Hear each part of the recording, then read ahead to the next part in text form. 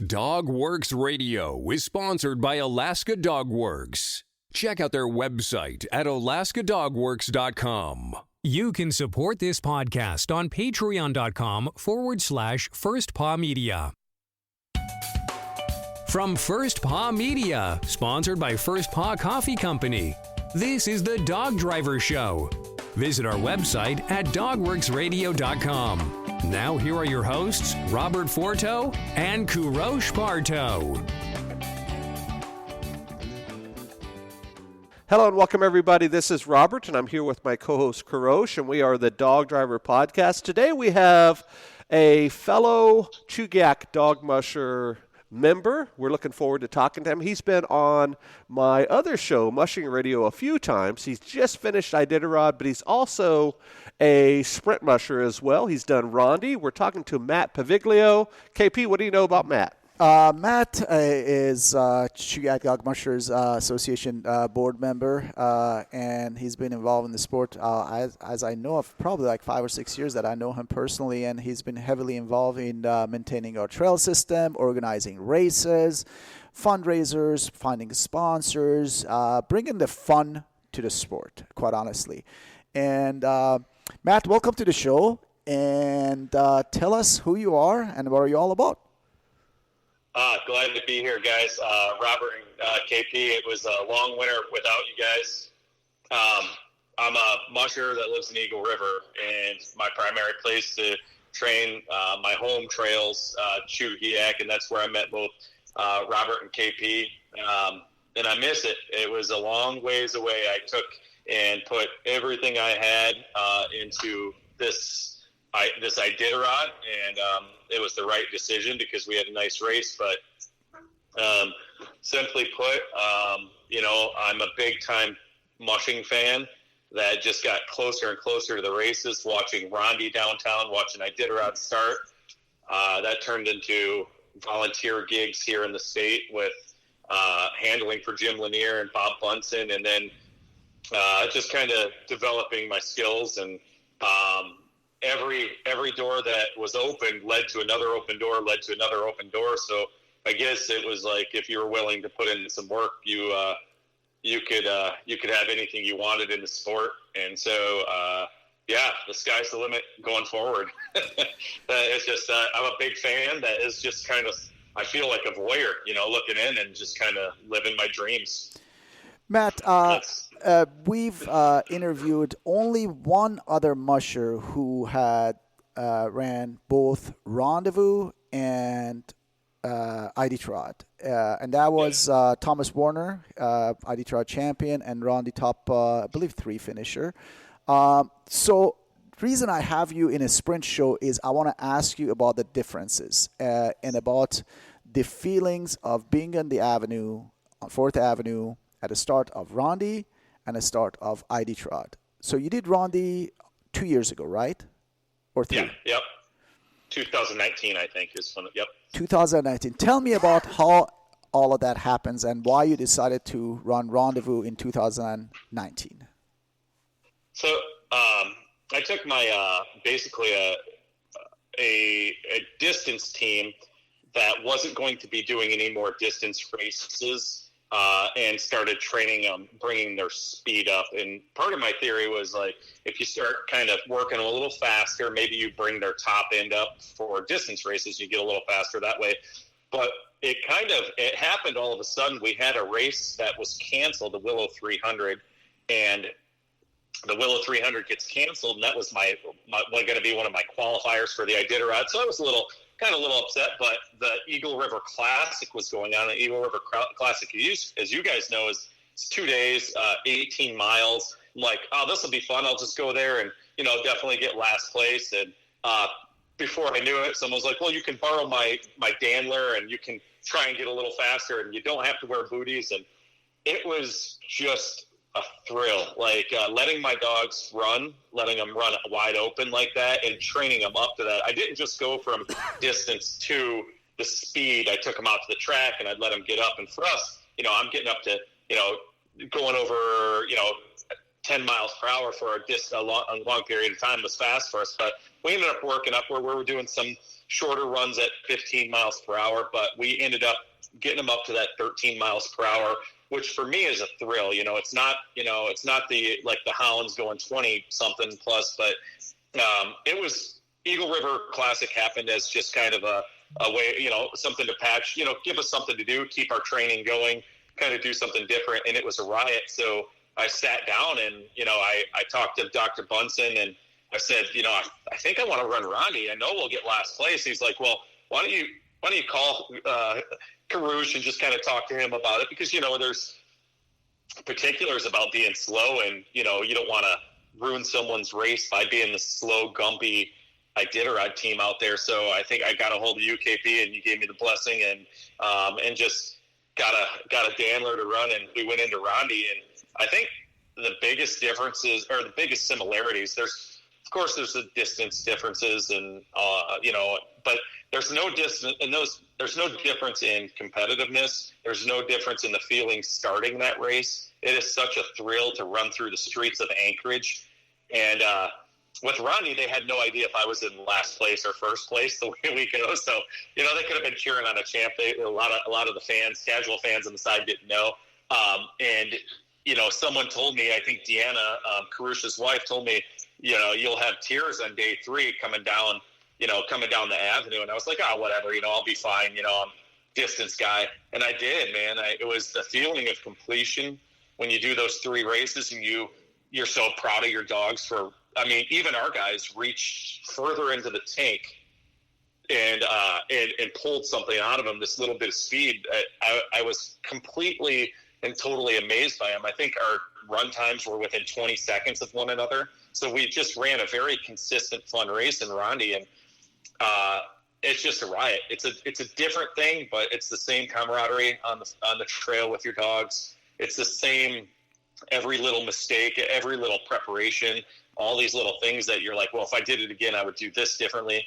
First of all, I'd get hounds, I'd get faster dogs, but there was, you leave the races, both races, Iditarod and Rondy going, oh, I could have done, 1,000 things different and been a little bit faster here and a little bit faster there, like maybe caught Todd or maybe caught somebody else. And, but it was amazing. The similarities are there. There's competitiveness, there's dogs, there's a feeling of completion, just like coming into Nome, just that it was the same feeling, kind of overwhelming emotion towards the end of the race. Those are the similarities, and then the differences were, I was much stinkier at the end of Iditarod. In fact, I was clean at the end of Rondy. I was able to put on nice new clothes, and every single day, there's just a ton of differences. I don't know if that answers that question. Yeah, definitely, Matt. I'm going to ask the same question I asked Thomas Warner. So for you, did you pick any of the sprint tricks to Iditarod? Yeah, it's absolutely driving the sled. Okay, so in a sprint race, it means, one little error, coming into a corner too tight and getting into soft snow, or just kind of, having your dogs come off cadence. All of that stuff made a difference, especially like for me when I started looking at my times. Now in the Iditarod, if you're not driving your sled, all of those compound. You can look at your miles, and every mile, if you're clicking along as 6.5 minute or 7 minute miles, let's say on Iditarod, you see those 8.5 minute miles, and that's when you were doing something silly and not driving your sled. Maybe it doesn't matter on the Yukon River as much when it's wide open, but in the more technical areas, all of those seconds count. In the Iditarod, they just keep adding up. In the sprint race, it just might be one error might be the difference, and so that was a big deal. And then I guess just getting the dogs to be able to poop on the run, or have them not poop. Those are things that drove me nuts. I had 2 dogs on the race that I don't know that we could have been any faster, but man, it drove me bonkers. Those guys could not. They hit the brakes every time they went to the bathroom. So it was some of that stuff. And then, of course, first and foremost would be the weight. I didn't realize until I got to the coast how exactly heavy I was. And then once I started dumping weight, and Iditarod and getting down to a faster, lighter sled, we were top 15, top 10 run times the rest of the race, So I think weight and really looking at the technology is something I would do again. But as a rookie, you don't have foresight to say, I don't need this or I don't need that. And I had people suggesting stuff and then this and that, but I would, without a doubt, look at my weights. I would go over it and over it and over it, and just get lighter and faster. And I think those are the things that I would look at that compare to sprint racing.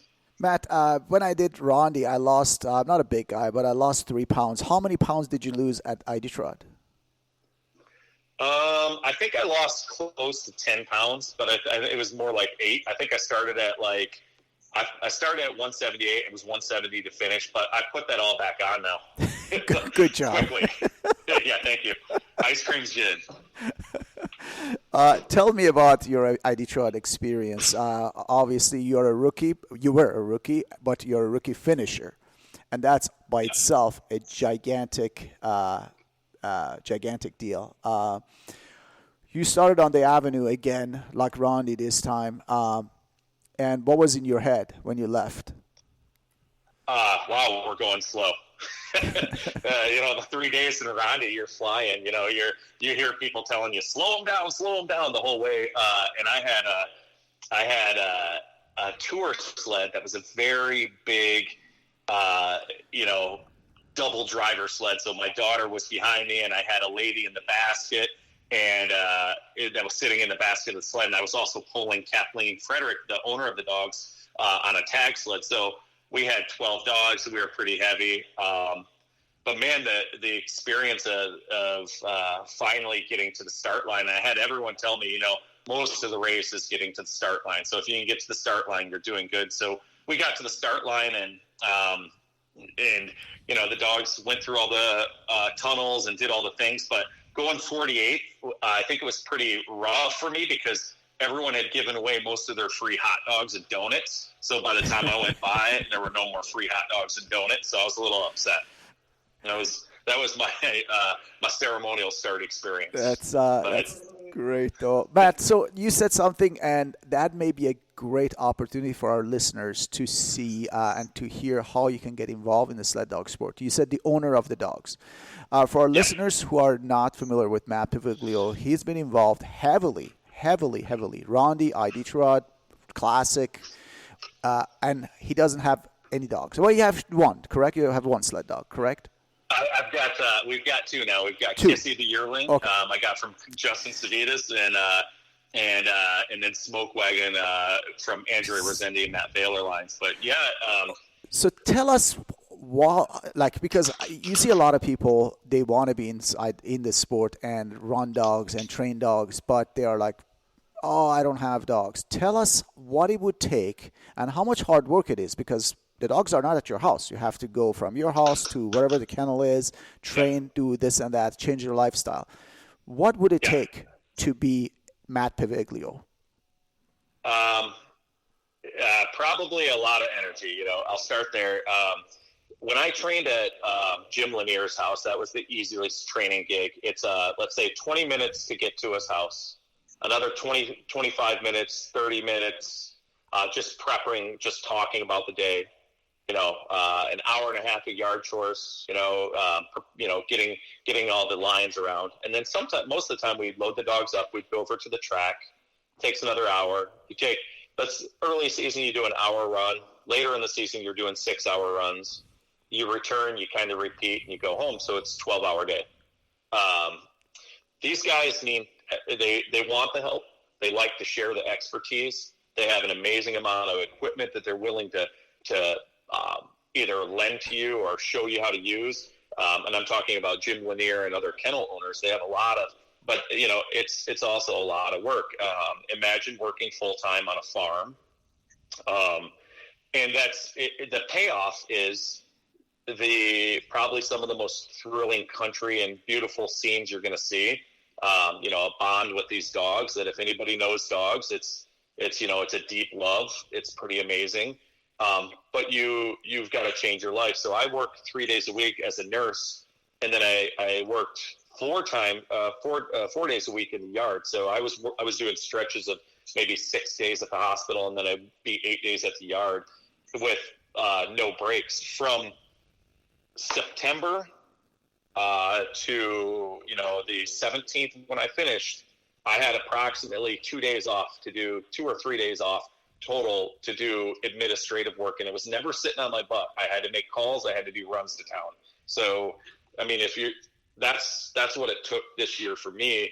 And then, in the meantime, I mean, I had a celebration of life for my mom who passed away. I had, we're nursing during a pandemic. It was tough. And it makes it, I think, a lot more meaningful now. The sport's amazing.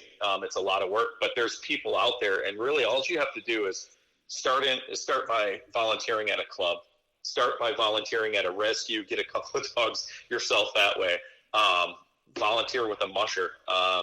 Say, I want to come out and learn. I want to pet dogs and scoop some poop and feed some dogs. And just about any one of them would, I think, allow you in there. There's a ton of open doors. It's just if you want to go through them. And I think a lot of times people think, yeah, this is for me. When they walk through the doors and they get a couple weeks in and they're like, oh man, that's too hard, and they leave. And I think that's what makes the dog powered sports hard, is it's not just given to you. You don't get an amazing skill set from birth and then all of a sudden you're a great musher. It's a lot of work, and it's a lot of dedication, not just by you but your family.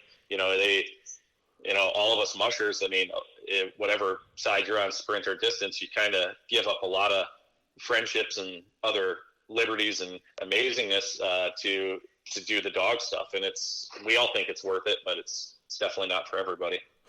Matt, I usually don't jump in when KP's arguing with you guys about sprint technique per se, because obviously that's his wheelhouse. But I have to ask a question or so based on what he just said. He said that you've been involved with a lot of different dog yards over the last few years. You had mentioned Bob Bunsen and Jim Lanier and now Kathleen Frederick. We hear a lot on this show where it's a real big deal to raise the dogs on their own and, of course, see them mature and grow. What do you think about your position with that? They're somebody else's dogs, but you're the driver. Does it feel different? I know you don't know a lot to compare it to, but where does that fit into the entire game, if you will, of having, say, a team manager, if you're thinking about NASCAR, and you're the driver? Yeah, I think you just got to make sure that you're doing everything you can to bond with your dogs if you want that experience. But I watched Jeff King, and now granted, this is Jeff King with 30-plus years of experience, 4 Iditarod wins, jump on a team he had only run twice and complete a race. So I think you have to think like the musher that's running those dogs. And if that person's not talkative, you can't be talkative behind the dogs. I think it would be a much more connected experience to have raised these dogs from birth. And I think you would know a little bit more. But I think ignorance is bliss as well. I think knowing the dogs, sometimes you could overthink things. I think in the end, you run the dogs. There's little things like gait disturbances and eating and all of these things that I think if you know them, you can overthink. It's also very valuable information. So I don't know how I think on it, because I haven't had the opportunity to raise from birth and then have that experience of sharing them all the way through. I can't imagine, as a father watching my daughter go through her racing, how amazing it is. It's just absolutely the greatest thing to see this person that I brought into this world and has ushered along and see her growth.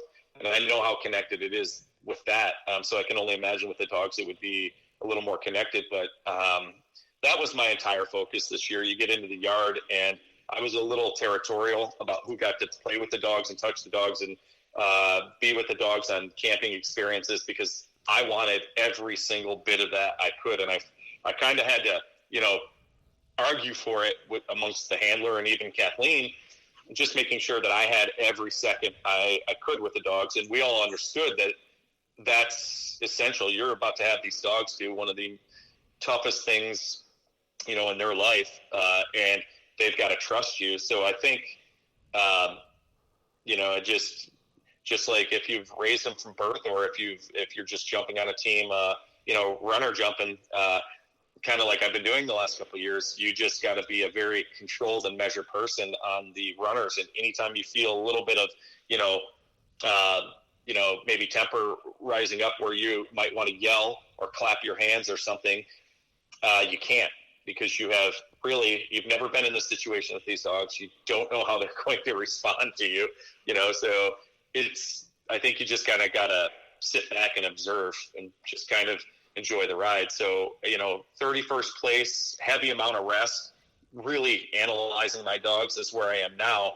If I were to run this team again, I think I could, easily shave 12 hours off that time and be in the 10.5 day range. And if you know your dogs and you really know them, then I think those are the guys that are able to push a little better for those top 20 positions. That being said, Jeff could have pushed as hard as he wanted with that team. That team would have done anything he asked running Nick Petit's team this year, and he had never run the team. Well, I applaud your tenacity with both Rondy and Iditarod, especially with two entirely different programs with that process in just a couple of years. KP, what else for Matt before we close up? No, I'm still thinking about what he said in his last comment about how to start with as a volunteer, as a supporter of a club. Like he said, join a club, be a volunteer, go to races, and look at where he is, run Iditarod and finish Iditarod and finish Rendezvous, which is phenomenal.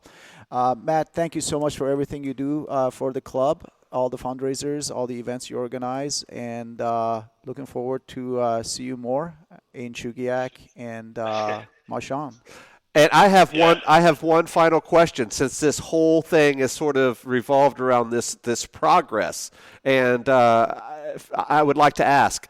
Here we are, Matt, after Iditarod, after Rondy, as we mentioned, this ride you've been on for the last few years. To end the show, what's next for you and your daughter and, the whole mushy lifestyle at the Piveglio household? Well, I'd like to get my daughter a team next year, and whether it's Vern Holter or Lev Schwartz, those are the teams that have shown interest in us running dogs. But I think junior mushing, without a doubt, is going to be my drive for the next couple of years. We have Arctic Winter Games coming in 2024, and I want Chugiak to host them, at least the mushing portion. And so I'm going to do anything I can to get that possible, because I think it'd be wonderful for our club and just juniors in general. So junior mushing, and just keeping my daughter around. I don't have her in the house for many more years, so just want to get as much quality time as I can. So Arctic Winter Games 2024 for short answer. Hey, KP, you did the interview last week, and we talked exactly about what we just talked about with Matt. We need new events, we need fun, we need progress. Everything that we talked about with you is exactly what Matt just said. So what a segue. I think it's a very good thing for the sport. Matt, it has been a pleasure. Thank you for being on the show, and we'll definitely keep in touch, okay? All right. Love you guys. Thank you. Bye-bye. Thank you. I'll be back. On behalf of our guests, this is Robert and KP for The Dog Driver. We'll see you guys next time. Goodbye. From First Paw Media, this is The Dog Driver Show. We hope you enjoyed this podcast, and we invite you to subscribe in Apple Podcasts, Spotify, Stitcher, or wherever you get your podcasts. You'll find a link on the episode notes. You can tap or swipe on the episode cover art, and you can see some offers from our sponsors. You can support our show by supporting them. If you like what you have heard, we would love it if you could give us a 5-star rating and tell your friends how to subscribe too. Your hosts are Robert Forto and Kourosh Partow. Our producer is Robert Forto and created for First Paw Media.